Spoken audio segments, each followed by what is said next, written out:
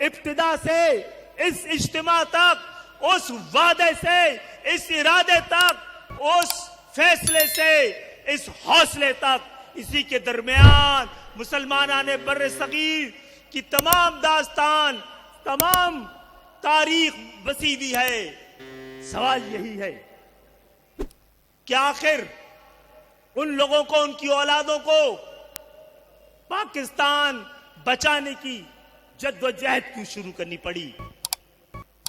مجھے پتا ہے وقت ہو چلا ہے، میں اپنی گفتگو کو محدود کروں گا اور مختصر کروں گا کہ مجھے کہنے دیجئے۔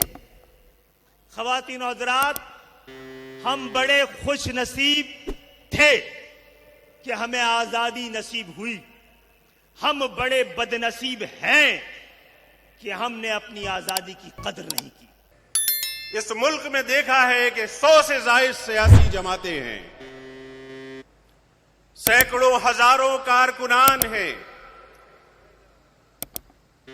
جمہوریت کے ماننے والے ہیں، پارلیمانی نظام کو ماننے والے ہیں۔